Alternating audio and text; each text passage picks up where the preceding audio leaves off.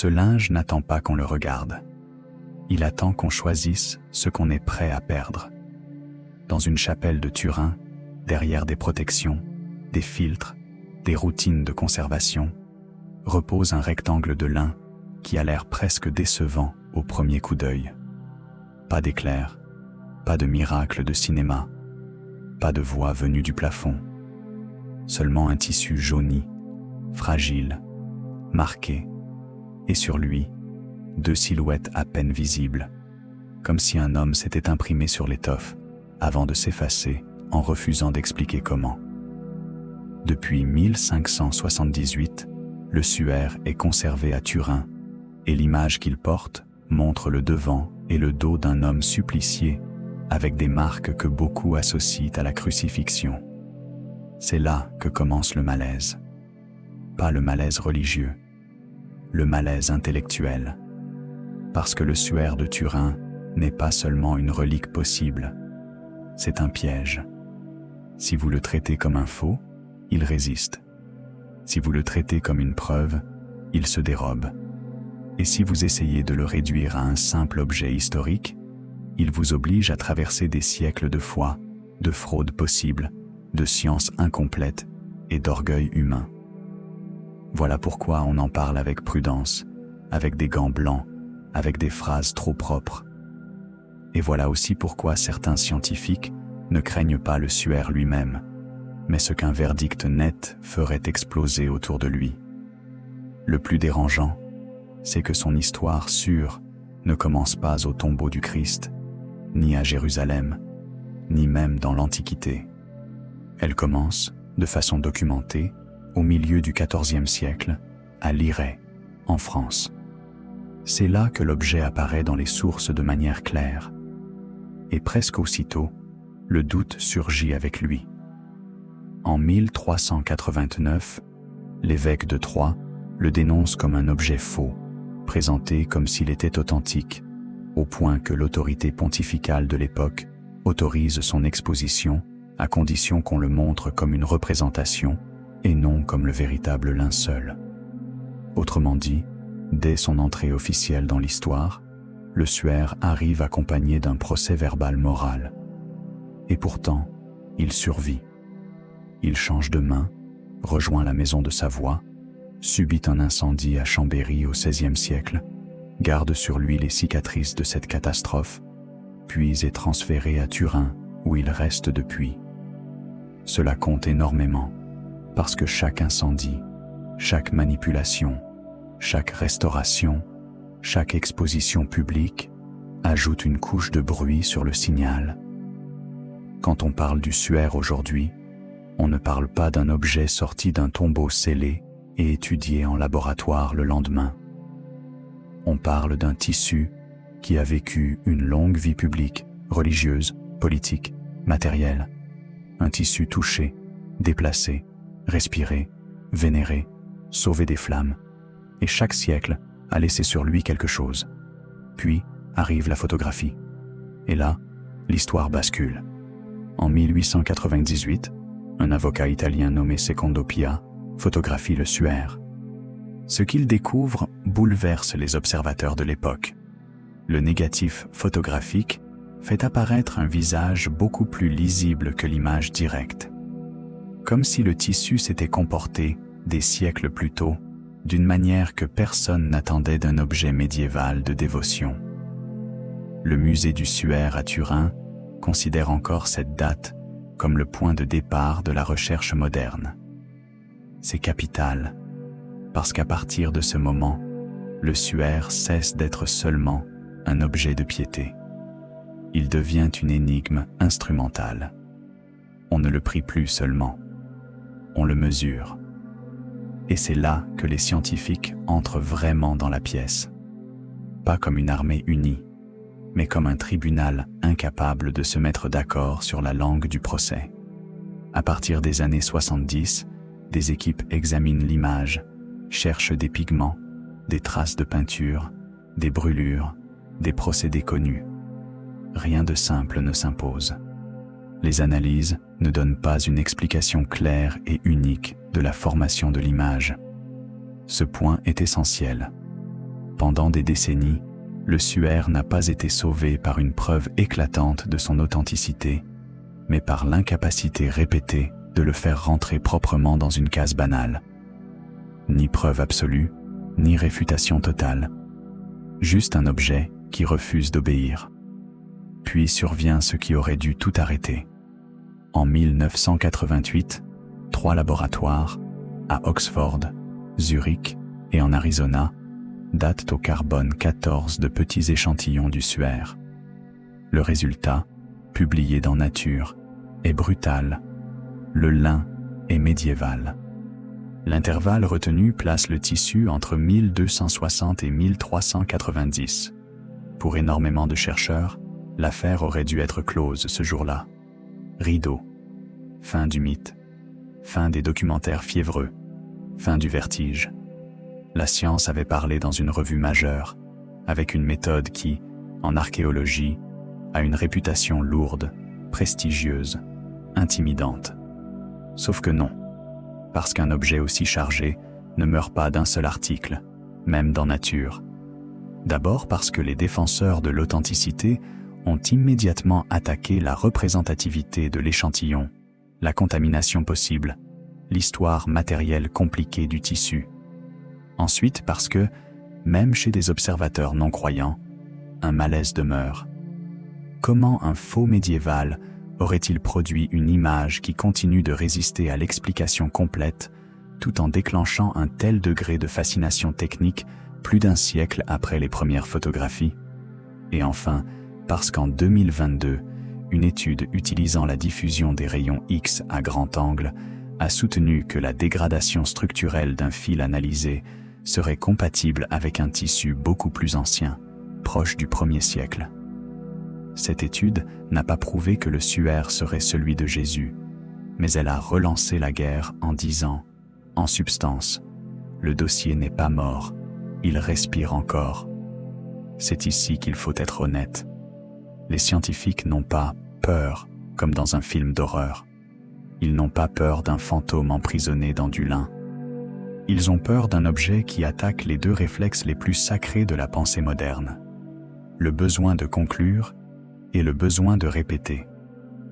Le suaire est presque impossible à traiter comme un objet expérimental idéal. On ne peut pas le découper librement. On ne peut pas multiplier les prélèvements comme on le ferait sur un textile anonyme exhumé d'un site ordinaire. Chaque microfibre devient une affaire diplomatique entre conservation, religion, médiatisation et méthode. La science aime les objets disponibles. Le suaire, lui, n'est jamais totalement disponible. Et cela change tout. Imaginez un instant la situation d'un chercheur. S'il conclut trop vite à l'authenticité, il passe pour imprudent, contaminé par l'émotion ou par l'environnement culturel du suaire. S'il conclut trop vite à la fraude, il risque de sous-estimer un objet extraordinairement complexe et de se retrouver humilié 20 ans plus tard par une réanalyse, une méthode nouvelle, un détail textile, une anomalie chimique, une erreur d'échantillonnage. Dans les 2 cas, il ne perd pas seulement une hypothèse, il perd sa crédibilité. Voilà la première peur, la peur professionnelle de prononcer un mot définitif là où le matériau lui-même semble conçu pour punir les certitudes. La deuxième peur est plus profonde. Elle touche à la hiérarchie des savoirs. Parce que si le suaire est vraiment médiéval, il faudrait encore expliquer comment un atelier du Moyen-Âge a produit une image qui, même aujourd'hui, reste partiellement mystérieuse. Cela ne détruirait pas la science. Au contraire, cela magnifierait le génie d'un artisan ou d'un procédé perdu. Mais cela obligerait à réécrire des idées paresseuses sur le Moyen-Âge crédule et sur la simplicité supposée de l'art religieux. Et si, au contraire, le tissu était réellement plus ancien que le verdict de 1988 ne l'a dit, alors il faudrait reconnaître qu'un cas parmi les plus célèbres de datation archéologique a été trop vite transformé en sentence finale. Dans les 2 scénarios, quelqu'un doit reculer. C'est pour cela que le suaire provoque tant de langage prudent. On ne dit pas « voici la vérité ». On dit « à ce stade, selon les données disponibles, dans les limites de l'échantillon, sans préjuger de l'authenticité ». Ce vocabulaire n'est pas de la lâcheté. C'est une stratégie de survie autour d'un objet où le moindre adjectif devient une grenade. Ajoutez à cela un autre élément fondamental. L'Église catholique elle-même n'a jamais défini officiellement le suaire comme authentique au sens scientifique du terme. Elle permet la vénération, elle reconnaît sa puissance spirituelle pour les fidèles, mais elle ne tranche pas en magistère sur la question de savoir s'il s'agit réellement du linceul du Christ. C'est capital, parce que beaucoup de gens imaginent un bras de fer simple entre science et Église, alors que la position institutionnelle est beaucoup plus subtile. L'Église n'a pas verrouillé l'objet par une définition dogmatique. Elle l'a laissé flotter dans une zone étrange, à la fois sacrée et non close. Et cette zone flottante rend les choses encore plus dangereuses pour les chercheurs. Car si l'institution religieuse disait nettement « ceci est un symbole, rien de plus », la pression retomberait en partie. Si elle disait « ceci est authentique et non négociable », le débat scientifique deviendrait frontal, mais au moins lisible.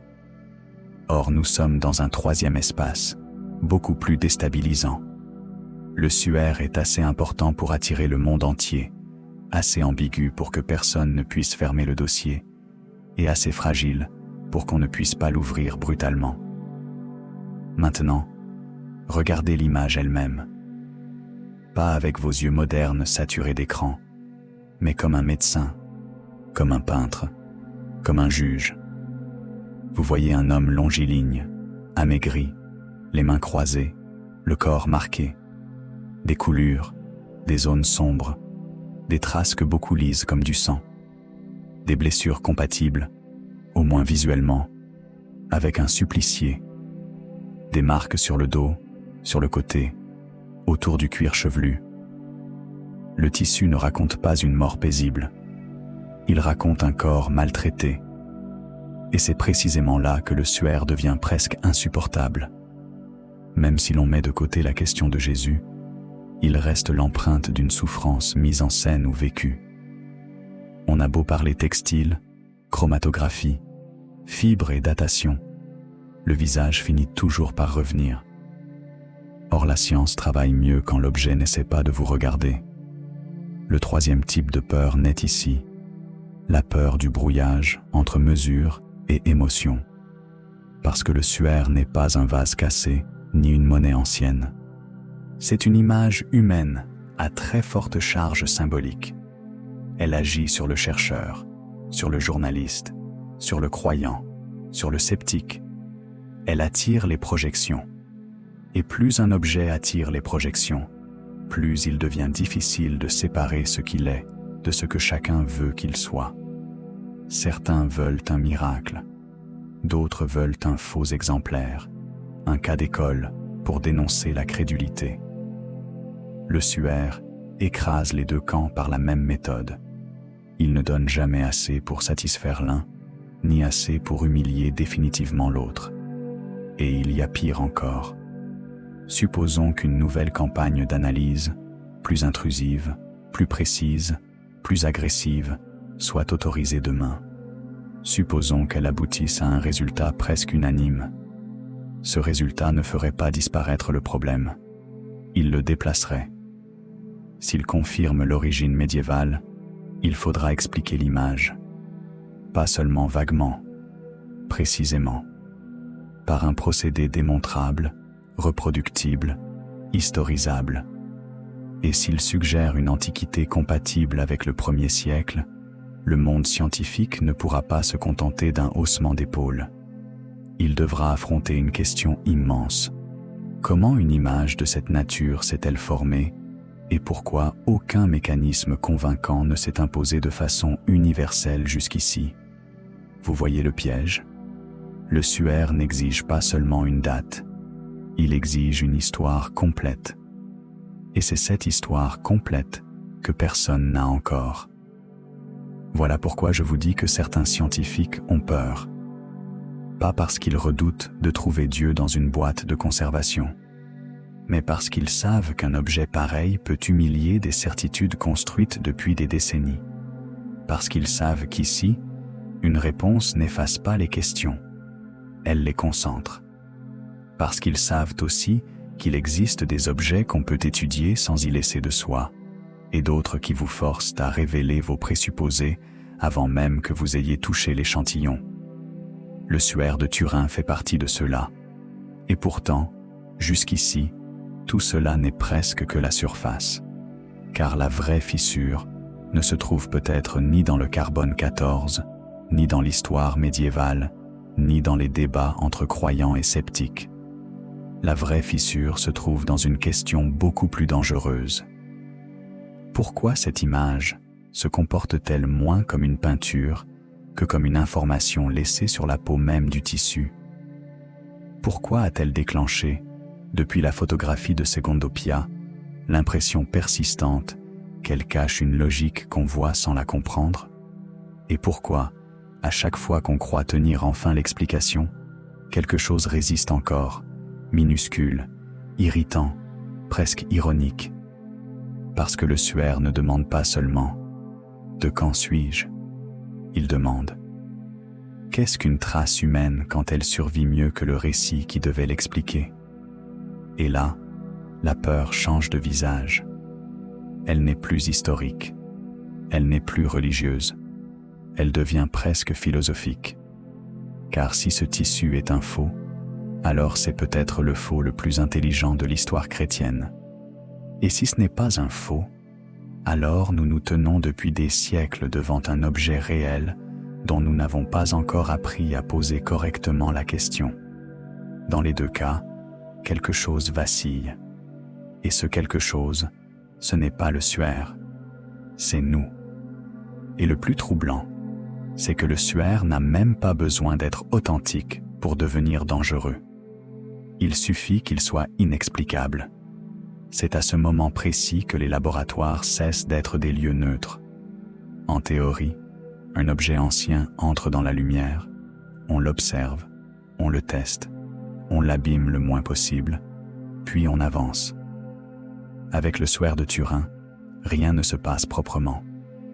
Les grandes campagnes d'études n'ont jamais disposé d'une liberté totale, et la littérature scientifique sérieuse reste relativement limitée pour une raison simple. Très peu de scientifiques ont eu accès direct au tissu, et très peu d'échantillons ont pu être prélevés. Autrement dit, tout le monde parle du suaire, mais presque personne n'a réellement pu lui poser ses propres questions. Et quand un objet est à la fois célèbre, fragile, sacralisé et difficile d'accès, il cesse d'être seulement une relique. Il devient un territoire sous contrôle. En octobre 1978, l'équipe connue sous le nom de STURP examine le suaire sur place pendant 5 jours, avec les instruments portables les plus avancés de l'époque, et 32 échantillons sont étudiés ensuite dans différents laboratoires. Ce détail est crucial, parce que beaucoup de gens imaginent un débat fondé sur des impressions, alors qu'une partie du bras de fer repose sur une vraie histoire instrumentale. Et cette histoire a produit un résultat profondément irritant pour les partisans du « c'est juste une peinture médiévale ». L'image corporelle ne se comporte pas comme une image peinte ordinaire.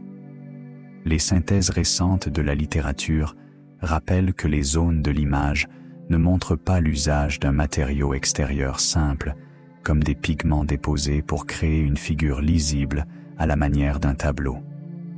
Le mot important ici, c'est superficiel, pas au sens banal, au sens physique.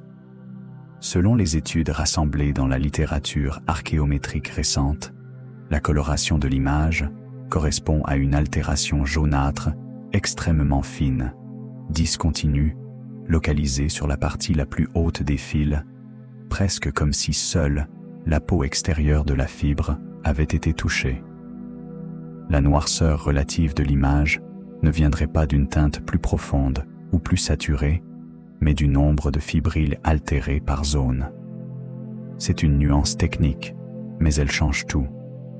Un peintre médiéval peut déposer une matière, il peut teinter, il peut frotter, mais créer une image lisible en colorant de manière si superficielle la couche la plus externe d'un textile ancien, sans laisser une signature classique de peinture, voilà ce qui commence à faire grimacer les certitudes. Et puis, il y a cette étrangeté dont les documentaires abusent, mais qui reste réelle, la propriété tridimensionnelle. Dès les premières analyses d'images, puis à nouveau avec les photographies utilisées pendant les études du STURP, des chercheurs ont observé que l'intensité lumineuse du visage et du corps pouvait produire, via le système VP8, un relief étonnamment cohérent. Une photographie ordinaire ou une peinture classique génèrent avec ce type de traitement des déformations absurdes. Le SUR, lui, donne quelque chose de beaucoup plus stable, presque comme si l'image portait une information de distance ou de proximité. Attention, cela ne prouve pas un miracle. Cela prouve seulement que l'image n'est pas banale.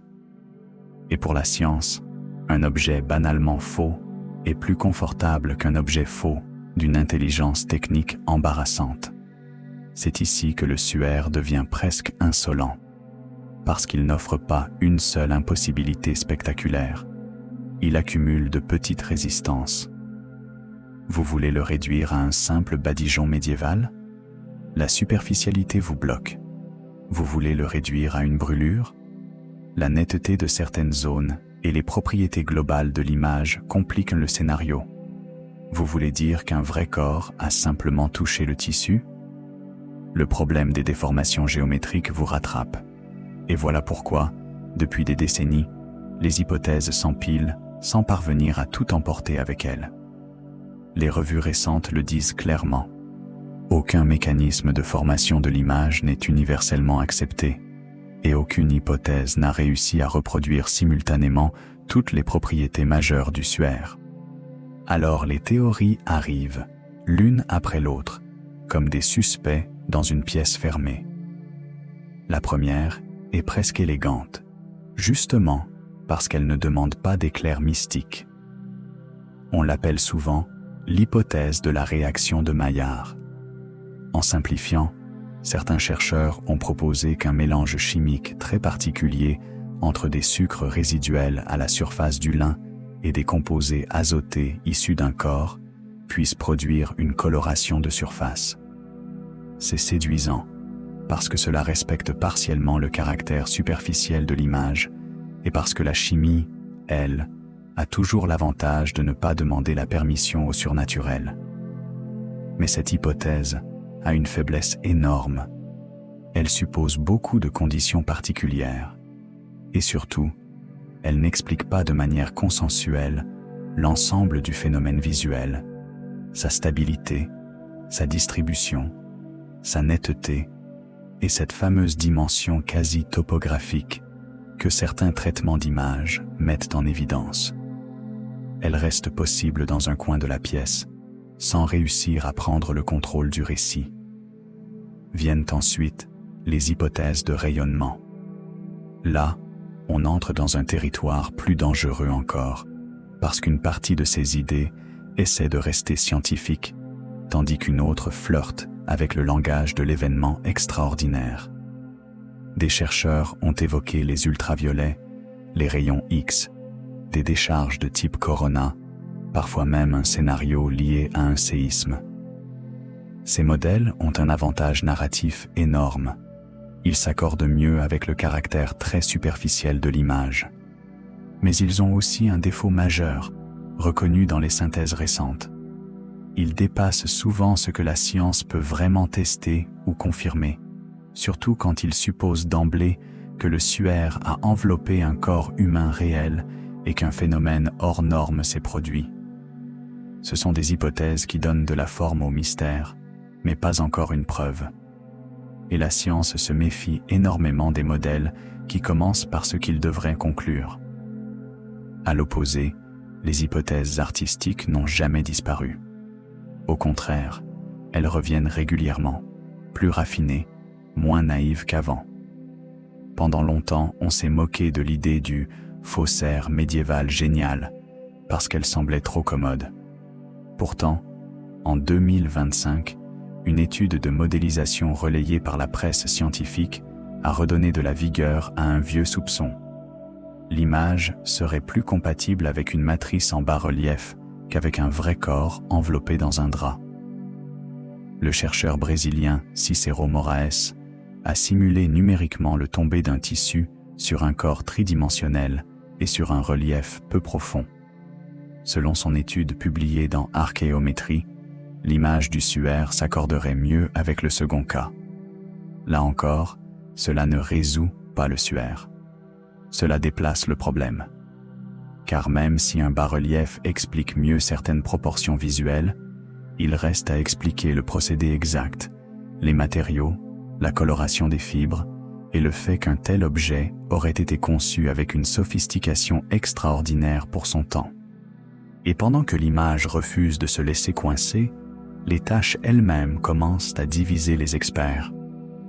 Dans certaines analyses classiques, des chercheurs comme Heller et Adler ont rapporté des indices compatibles avec la présence de sang, notamment de l'hémoglobine, puis des pigments biliaires et des protéines sériques. La fluorescence sous UV dans ces zones allait aussi dans le sens de vrai sang, plutôt que d'une simple matière picturale. Mais l'affaire ne s'arrête pas là, parce que Walter McCrone, de son côté, a soutenu une lecture très différente, voyant dans l'image corporelle et dans les zones rouges la trace d'un travail pictural médiéval. Les synthèses plus récentes montrent une situation inconfortable. Certains travaux ont détecté des dérivés du sang, tout en identifiant aussi quelques particules pigmentaires, trop peu nombreuses pour expliquer à elles seules la coloration rouge, ce qui ouvre la porte à un scénario encore plus agaçant, celui d'un objet ancien ou déjà existant qui aurait éventuellement subi des retouches localisées. En d'autres termes, même les taches refusent d'être fidèles à un seul camp. Et c'est là que beaucoup décrochent, parce qu'ils voudraient une histoire pure. Soit tout est vrai, soit tout est faux. Le suaire de Turenne n'accorde pas ce luxe. Il laisse entrevoir un scénario plus pervers, un objet complexe, ancien ou médiéval, ayant connu des accidents, des manipulations, des restaurations, peut mélanger des signaux d'origine différente. L'incendie de Chambéry au XVIe siècle, les réparations, les manipulations répétées, puis la restauration de 2002 ont fait du tissu un survivant. Un survivant n'est jamais chimiquement innocent. Un survivant transporte ses blessures dans ses fibres. Et lorsqu'on demande à un survivant d'être un témoin parfait, on trahit déjà la nature de ce qu'on étudie. Il faut aussi parler d'un détail que beaucoup préfèrent éviter parce qu'il tue les rêves trop faciles, la contamination. Plus un objet est vénéré, plus il est exposé. Plus il est exposé, plus il absorbe le monde. Des travaux récents sur l'ADN, retrouvés dans des poussières associées au suaire, ainsi que des analyses plus anciennes, relues à la lumière des méthodes actuelles, montrent un mélange considérable de traces humaines, végétales et microbiennes. Une étude récente encore non évaluée par les pairs, relayée en 2026, a même mis en avant la présence d'ADN provenant de multiples personnes et d'espèces végétales introduites en Europe longtemps après l'époque de Jésus, ce qui va dans le sens d'une contamination tardive et répétée. Même les revues scientifiques prudentes soulignent qu'une telle contamination rend l'ADN insuffisant pour trancher l'origine du suaire. C'est frustrant, mais logique. Un objet porté, montré, touché, approché pendant des siècles, finit par ressembler à une place publique microscopique. Vous voyez maintenant la vraie source de la peur. Ce n'est pas « et si c'était Jésus ?» La vraie peur, c'est Et si nous n'étions pas en train d'étudier un seul événement, mais un empilement de siècles sur un support unique? Dans ce cas, chaque résultat devient piégé. Le carbone 14 peut dater une zone précise sans dater parfaitement l'histoire entière de l'objet. Une tâche peut être authentique sans rendre toute l'image authentique. Une restauration peut sauver le tissu tout en compliquant à jamais sa lecture. Un modèle numérique peut montrer qu'un bas-relief fonctionne mieux qu'un corps réel sans expliquer la chimie. Et un croyant peut avoir tort sur l'âge exact du tissu tout en ayant raison sur le fait qu'il reste, malgré tout, un objet exceptionnel. Les historiens et les archéomètres le savent, ce genre d'objet ne se laisse pas juger par une seule discipline. Il faut la chimie, le textile, l'imagerie, la paléographie, la conservation, l'histoire médiévale, la liturgie, l'histoire des techniques, la statistique. Et chaque fois qu'une discipline croit tenir enfin le haut du drap, une autre tire dans l'autre sens. C'est pour cela qu'un article majeur peut sembler décisif pendant 10 ans, puis devenir seulement une pièce lourde dans un puzzle qui refuse toujours de se fermer. Il y a aussi une dimension plus humaine, presque honteuse. Le suaire met les scientifiques devant un risque qu'ils détestent, servir involontairement de décor à une guerre culturelle. Le moindre résultat devient immédiatement une bannière. Si vous nuancez le carbone 14, on vous accuse de rouvrir la porte au miracle. Si vous mentionnez le bas-relief, on vous accuse de réduire trop vite le problème à de l'art pieux. Si vous admettez que l'image reste anormale, certains y voient déjà une capitulation. Si vous rappelez que l'histoire documentée commence au XIVe siècle, d'autres vous traitent comme si vous vouliez profaner un objet de dévotion. Le chercheur ne travaille plus seulement sur un textile. Il travaille sous un regard collectif qui attend un verdict moral déguisé en résultat scientifique. Et pourtant, malgré tout cela, le suaire continue d'appeler. Parce qu'il contient une promesse très rare, celle d'un objet qui n'a pas fini de rendre humiliantes les explications trop rapides. Les synthèses récentes restent prudentes, presque austères, mais elles reconnaissent deux choses à la fois.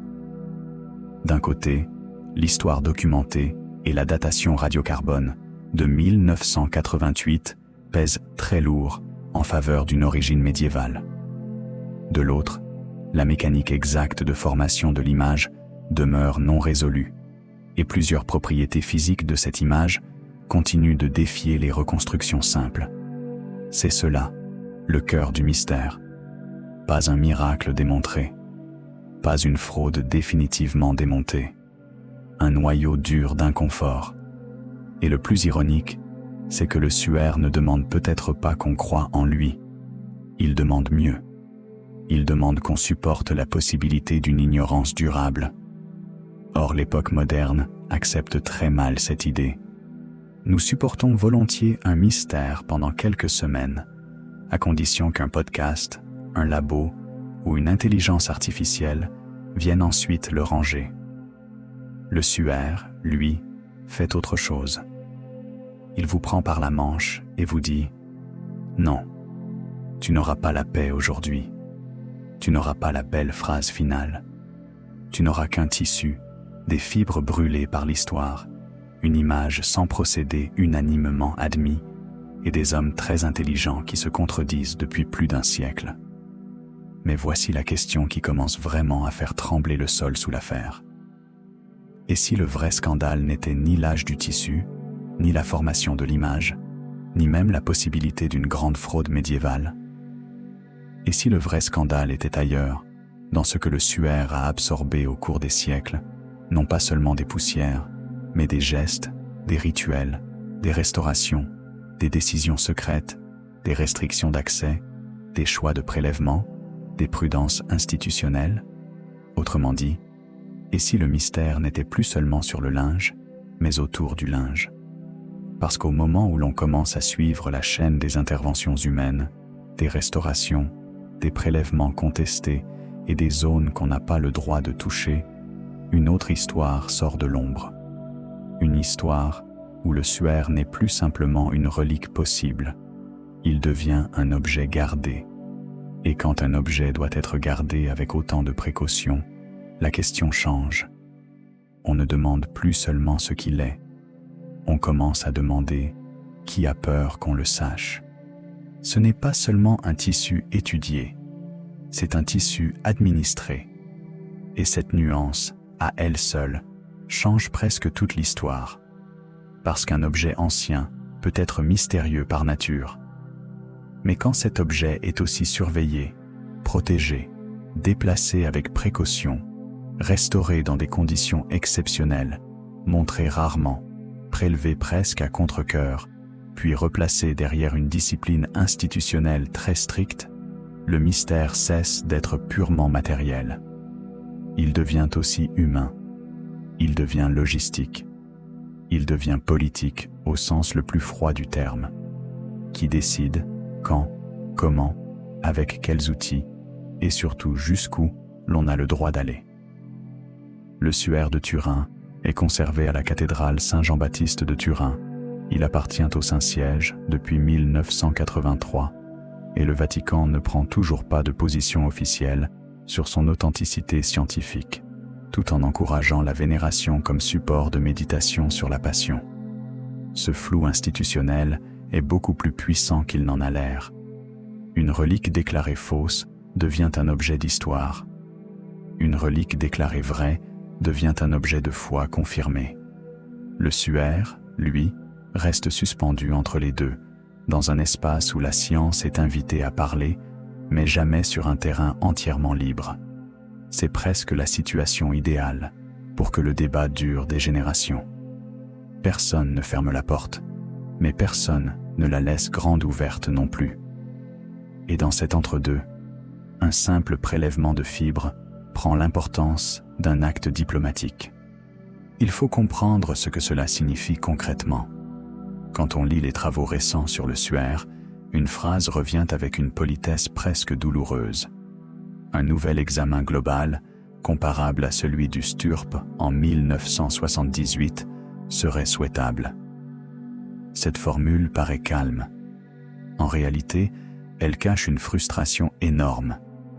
Elle signifie que, depuis la grande campagne instrumentale de la fin des années 70, la communauté scientifique n'a jamais retrouvé une liberté d'étude équivalente sur l'objet lui-même. Il y a eu des analyses, des réexamens, des publications, des débats. Mais l'accès total, coordonné, ambitieux, multidisciplinaire, avec des protocoles contemporains et des prélèvements pensés dès le départ pour répondre aux critiques accumulées depuis 40 ans, cela n'a pas vraiment eu lieu. Et plus le temps passe, plus cette absence devient elle-même un fait historique. À partir de là, chaque détail de la chaîne de garde devient chargé d'électricité. Prenez l'incendie de Chambéry en 1532. On le mentionne souvent comme une simple anecdote dramatique, alors qu'il a probablement modifié pour toujours la biographie matérielle du tissu. Le suaire était alors plié dans un reliquaire métallique. La chaleur et les gouttes de métal fondu ont produit des dommages irréversibles, visibles encore aujourd'hui sous forme de marques symétriques et de zones altérées. Ce n'est pas un décor pour documentaire, c'est une variable scientifique permanente. Chaque trou, chaque rapiéçage, chaque dépôt lié à cet épisode complique les analyses ultérieures. Le suaire n'est pas arrivé intact jusqu'à nous, il est arrivé blessé. Puis viennent les Clarisses de Chambéry, qui cousent les fameuses pièces triangulaires au XVIe siècle pour réparer les dégâts. Pendant des siècles, ces ajouts font désormais partie du suaire visible, presque de son visage public. Or cela pose une question redoutable. À partir de quel moment une restauration cesse-t-elle d'être un simple secours matériel pour devenir un élément actif de ce qu'on étudie ensuite? Cette question n'est pas abstraite. Elle explose littéralement en 2002, quand le Saint-Siège décide une restauration majeure sous la direction de Mechtilde Fleury Lemberg. Les pièces de réparation et la toile de soutien sont retirées, le tissu est libéré d'anciens éléments de maintien et l'opération est menée dans une réserve extrême. Le récit même de la restauration emploie l'idée de totale réserve, c'est-à-dire de discrétion totale, et rappelle que l'objectif était la conservation du tissu, non le lancement de nouvelles recherches scientifiques. Rien que cette phrase devrait vous arrêter. Conserver, pas chercher. Cela peut se défendre, bien sûr. Un objet aussi fragile n'est pas un terrain de jeu. La priorité peut légitimement être sa survie matérielle. Mais vous sentez le problème. Dès qu'on dit qu'on intervient profondément sur un objet sans que la recherche soit la finalité première, on ouvre une faille immense dans l'imaginaire collectif. Parce que les sceptiques entendent, on a modifié le témoin. Et les croyants entendent parfois, on l'a sauvé au prix d'un risque. Dans les deux cas, la confiance devient plus difficile à stabiliser. La restauration de 2002 a été saluée comme nécessaire par ses responsables, mais elle a aussi nourri une controverse durable, précisément parce que toute intervention lourde sur un objet déjà controversé crée de nouvelles questions au lieu d'apporter le silence. Et les questions ne sont pas petites. En retirant les pièces anciennes et la toile de support, les restaurateurs ont rendu possible l'observation et la documentation du revers du tissu, jusque-là caché.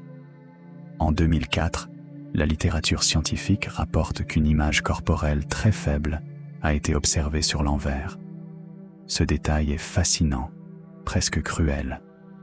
Car dès qu'on croit avoir enfin circonscrit le mystère à la face visible, le tissu murmure qu'il y avait encore autre chose derrière. Une image arrière, partielle, plus discrète, moins spectaculaire, mais suffisante pour ranimer tout ce que l'on croyait avoir rangé. Est-ce un indice majeur? Une conséquence physique secondaire? Un effet encore mal compris? Peu importe pour l'instant. Ce qui compte, c'est le symbole. Même retourné, le suaire refuse de se taire. Ce qui rend la situation presque théâtrale, c'est que le suaire a aussi frôlé la destruction moderne. En avril 1997, un violent incendie ravage la chapelle Guarini à Turin. Le suaire, lui, est sauvé.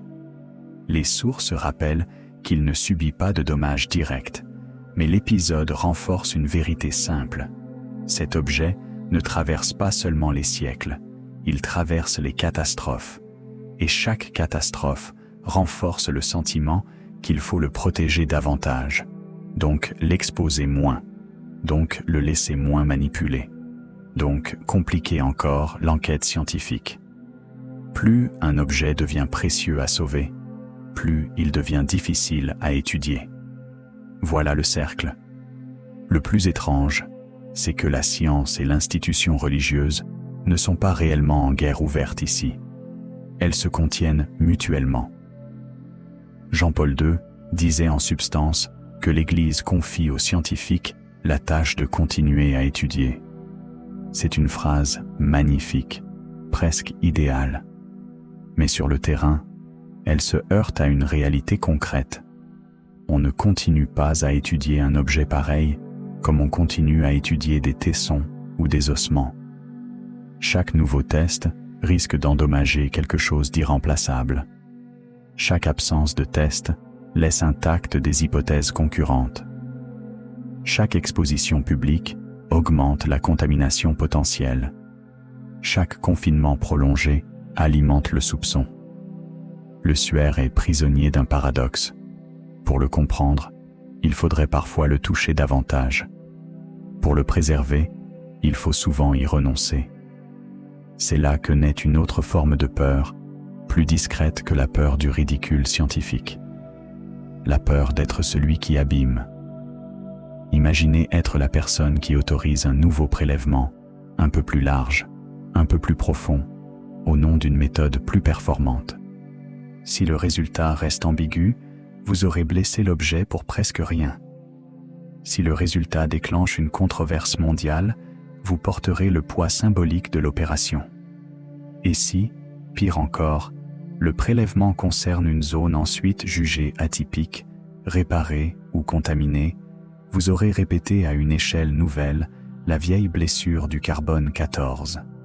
Une décision technique transformée en guerre de décennies. Voilà pourquoi l'immobilité institutionnelle peut paraître plus rationnelle qu'elle n'en a l'air. Elle n'est pas toujours le masque d'un secret. Parfois, elle est la forme administrative de la terreur de mal faire. Mais cette immobilité a un prix. Car plus on protège l'objet, plus l'objet se couvre d'interprétations. C'est une loi presque physique. Ce qui n'est pas examiné devient raconté. Ce qui n'est pas tranché devient mythifié.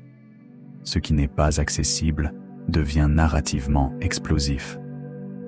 Un tissu librement étudié dans plusieurs campagnes successives, avec publication brute des images, des cartes chimiques, des micro-échantillons, des zones exactes, des contaminations connues, finirait peut-être par perdre une partie de son aura. Le suaire, lui, reste entouré de seuils. Et les seuils fabriquent du sacré, même quand personne n'a l'intention d'en fabriquer. Ajoutez à cela la question des expositions. Elles sont rares, exceptionnelles, préparées longtemps à l'avance. On exige parfois des rendez-vous. On contrôle les flux. On protège l'objet des variations de lumière, de température, d'humidité, de poussière, de contact.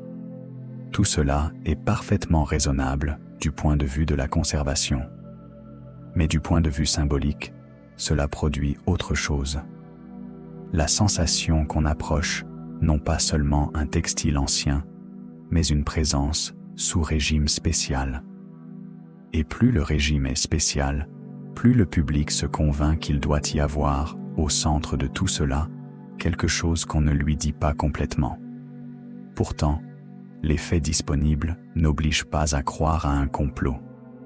Ils obligent seulement à constater qu'un objet géré comme une exception mondiale finit par être perçu comme un secret, même lorsqu'on ne parle que d'humidité relative et de fibres fragiles. C'est peut-être pour cela que le suaire gêne tant la culture moderne.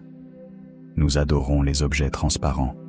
Nous voulons des bases de données, des images haute définition, des scans téléchargeables, des protocoles reproductibles, des cartes interactives. Et bien sûr, certaines images du suaire ont été diffusées en haute définition.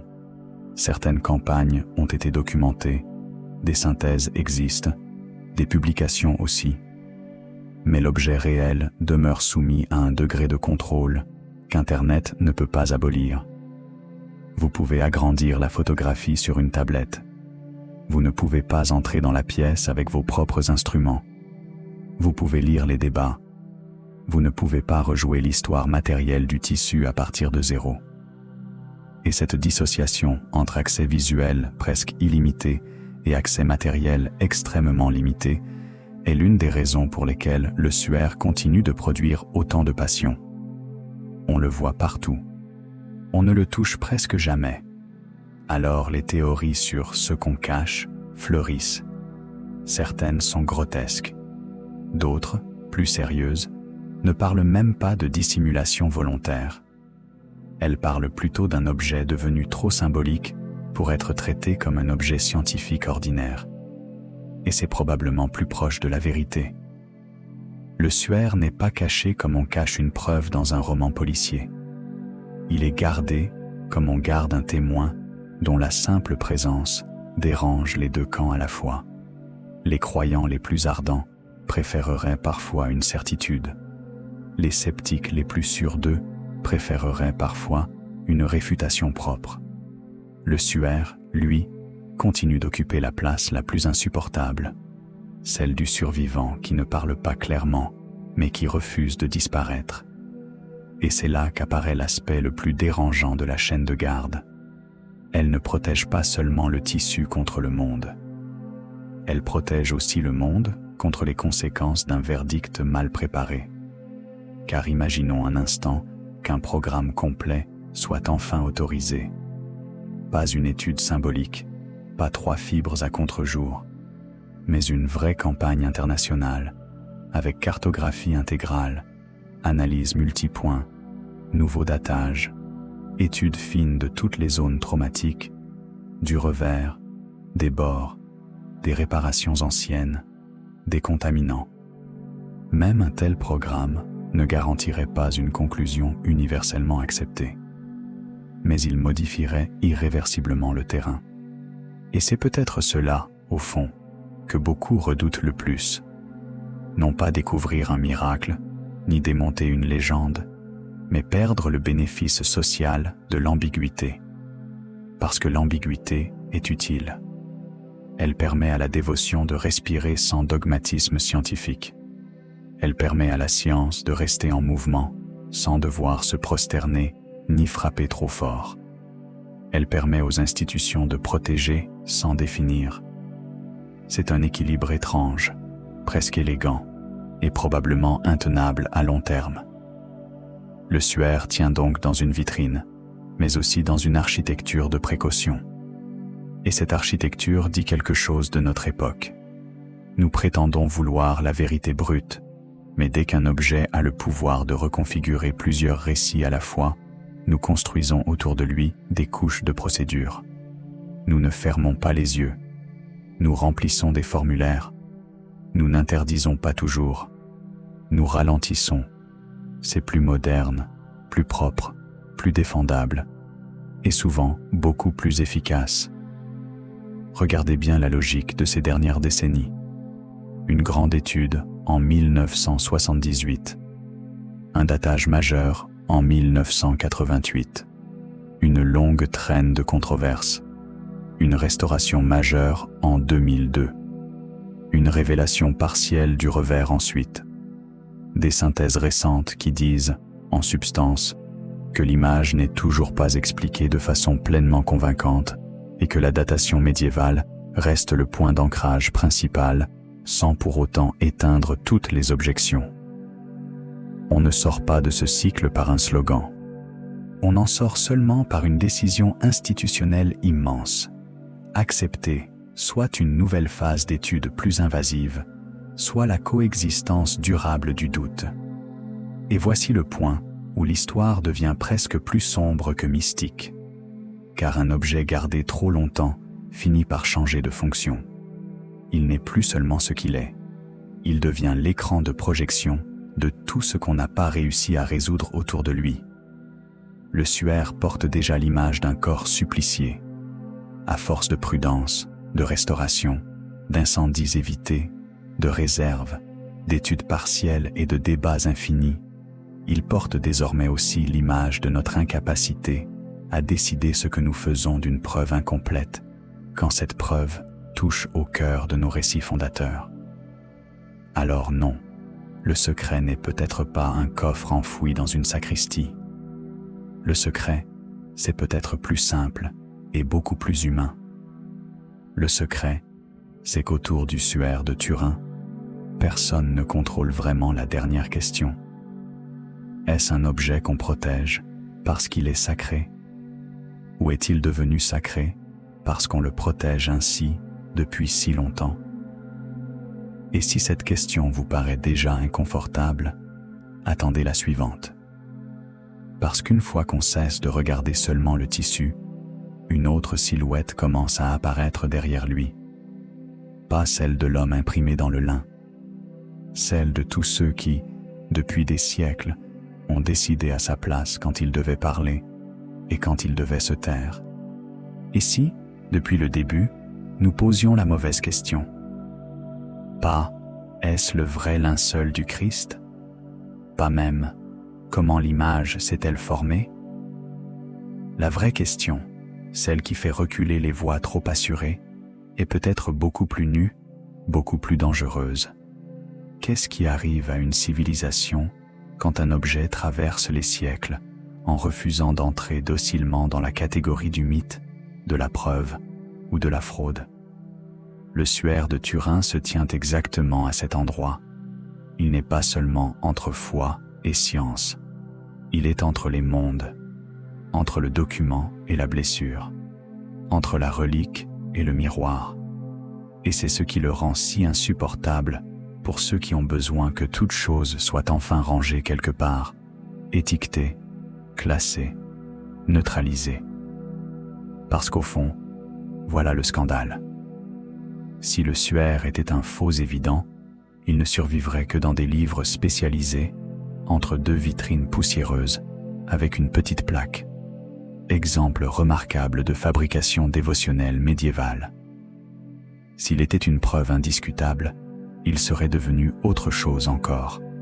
Un centre de gravité absolu, presque invivable, pour le christianisme mondial. Mais il n'est ni l'un ni l'autre. Il flotte, il résiste.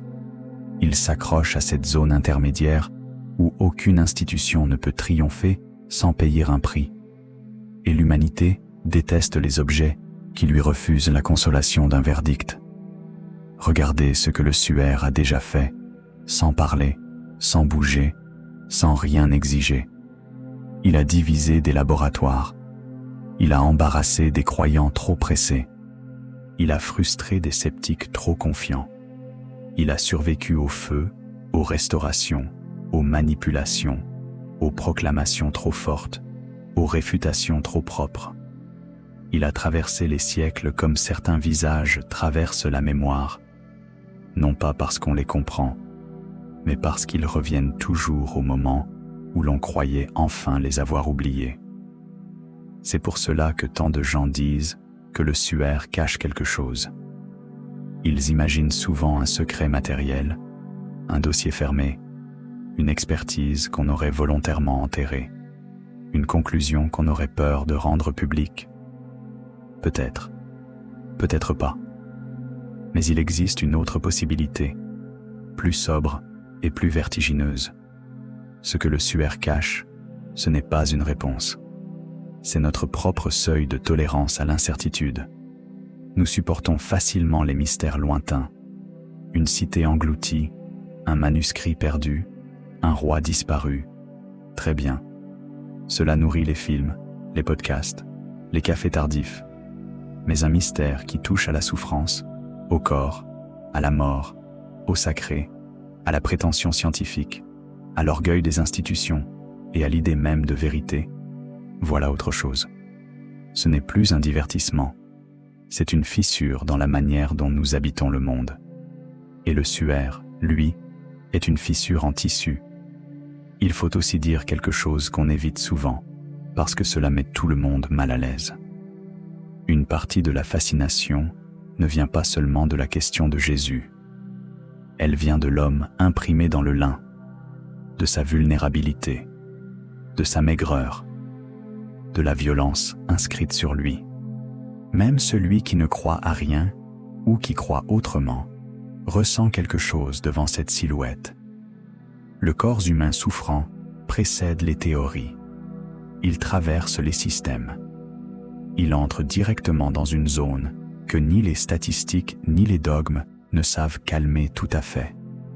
Voilà pourquoi tant de débats techniques finissent toujours par redevenir presque théologiques, même quand personne n'en a l'intention.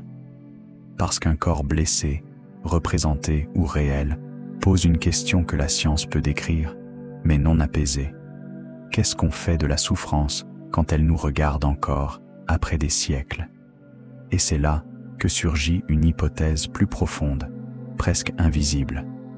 Et si le suaire n'était pas important parce qu'il prouve quelque chose sur le passé, mais parce qu'il révèle quelque chose sur nous, maintenant, sur notre besoin presque religieux de la preuve quand la foi nous gêne, et sur notre besoin presque superstitieux du mystère quand la preuve nous humilie, sur notre incapacité croissante à vivre avec des objets qui ne servent pas immédiatement un récit simple, sur notre faim de certitude, qui est souvent moins noble qu'elle en a l'air, car la certitude n'est pas toujours une recherche de vérité.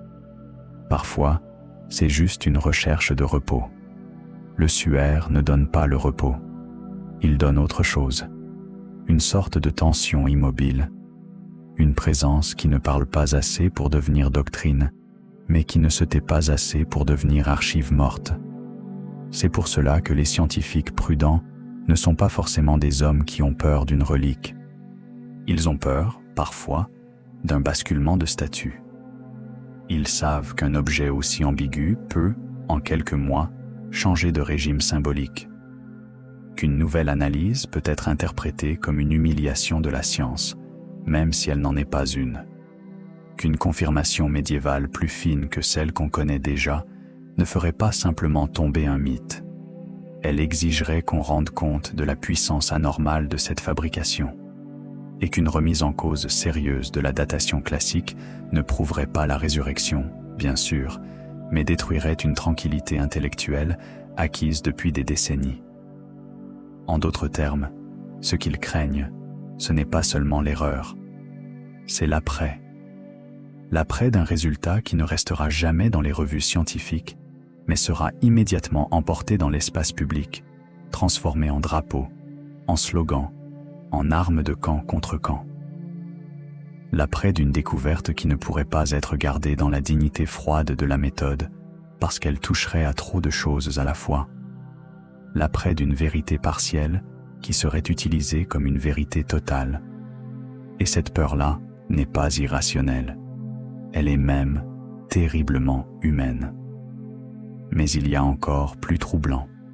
Depuis des siècles, le suaire attire autour de lui non seulement des chercheurs et des croyants, mais aussi des gens fascinés par les correspondances, les ressemblances avec certaines iconographies anciennes, les débats sur des traces de pollen, les parallèles avec d'autres linges vénérés, les discussions autour d'anciens manuscrits médiévaux. Chaque fois, le même mécanisme. Un fil apparaît, promet de relier le suaire à quelque chose de plus ancien, de plus vaste, de plus cohérent. Puis le fil casse, ou s'effiloche, ou reste suspendu sans conclusion commune. Cela n'éteint jamais le feu. Au contraire, cela l'alimente. Parce que les mystères les plus tenaces ne survivent pas grâce à une seule preuve. Ils survivent grâce à une constellation d'indices insuffisants mais persistants. Le suaire est exactement cela. Une constellation d'insuffisances qui, mises ensemble, deviennent plus lourdes qu'une simple absence de preuve. Et si vous trouvez cela inconfortable, c'est bon signe. Cela signifie que vous sentez déjà ce qui dérange les esprits trop disciplinés. Il existe des objets dont la puissance ne vient pas d'une démonstration, mais d'une accumulation d'inadéquations. On essaie la peinture, quelque chose ne colle pas. On essaie la photographie avant l'heure, quelque chose ne colle pas. On essaie la chimie, quelque chose ne colle pas. On essaie la fraude médiévale brillante, quelque chose ne colle pas. On essaie l'authenticité brute, totale, dévotionnelle, quelque chose ne colle pas non plus. Et au bout du compte, ce qui colle le moins, c'est peut-être notre manière habituelle de juger. Alors, il faut peut-être regarder l'objet autrement, non plus comme une énigme à vaincre, mais comme une frontière entre ce qui peut être mesuré et ce qui peut être signifié, entre ce qui appartient à la matière et ce qui appartient à l'interprétation, entre l'histoire d'un tissu et l'histoire de ce qu'on projette sur lui. Le suaire n'est pas seulement un problème scientifique avec des conséquences religieuses. C'est un problème de civilisation. Il oblige à demander qui a autorité sur le vrai quand le vrai n'est pas complètement extractible de son support. Le laboratoire, il dépend des échantillons qu'on lui accorde. L'institution religieuse, elle protège, mais ne tranche pas scientifiquement. Le public, il désire surtout une réponse simple. Les médias, ils vivent de l'exagération. Les spécialistes, ils avancent, mais par fragments.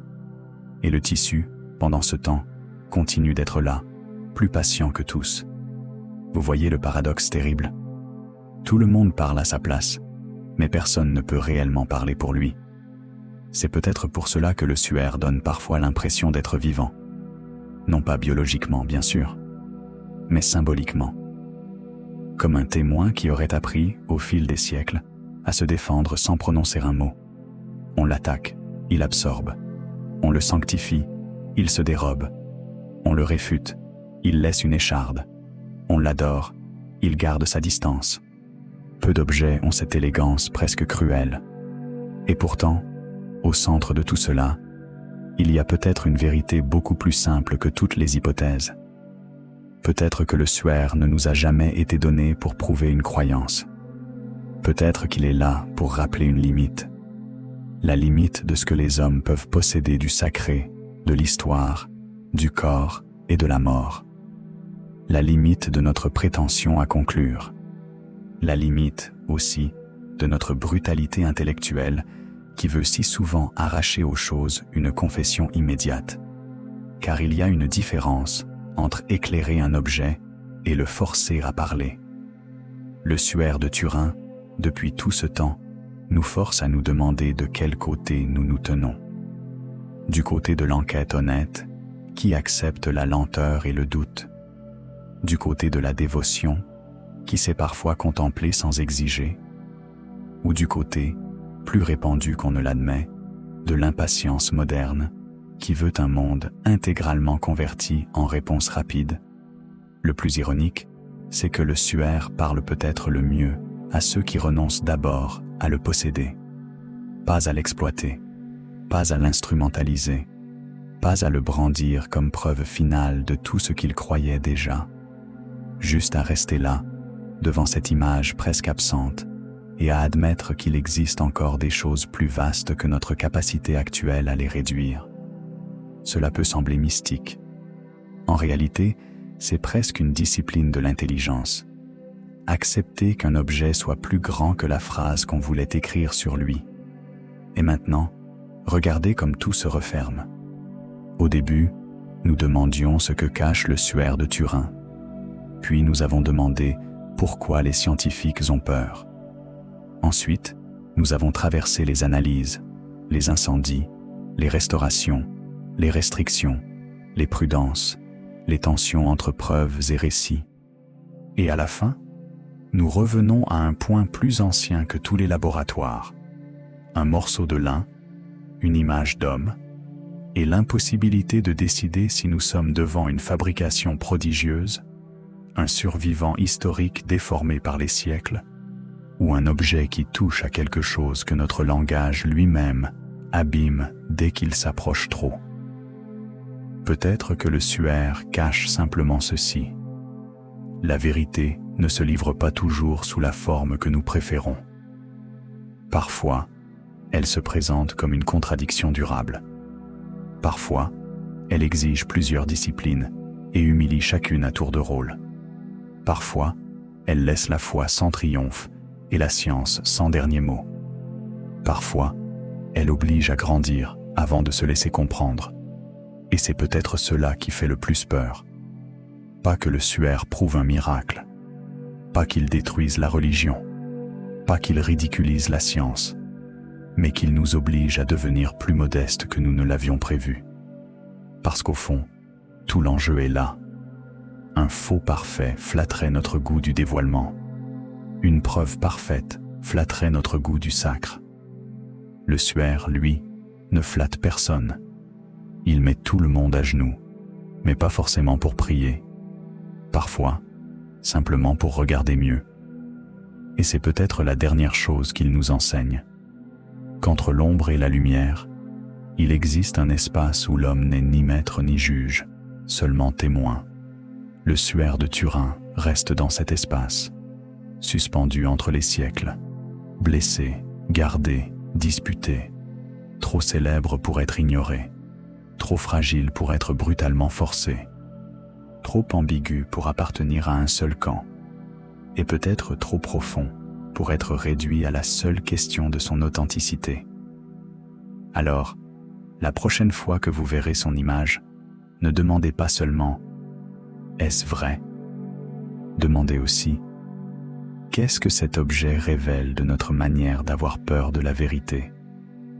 Parce que c'est peut-être là, et seulement là, que le suaire commence réellement à parler. Merci d'avoir regardé jusqu'au bout. Si cette plongée vous a intrigué, Écrivez en commentaire ce que vous pensez vraiment du suaire de Turin. Relique authentique, faux médiéval génial, ou mystère que personne n'est encore prêt à comprendre. Abonnez-vous, laissez un like si vous aimez ce type d'histoire, où l'histoire, la science et l'inconnu se frôlent sans jamais se confondre. Et surtout, prenez soin de votre curiosité. C'est souvent elle qui ouvre les portes que les certitudes laissent fermées. À très vite pour une nouvelle énigme.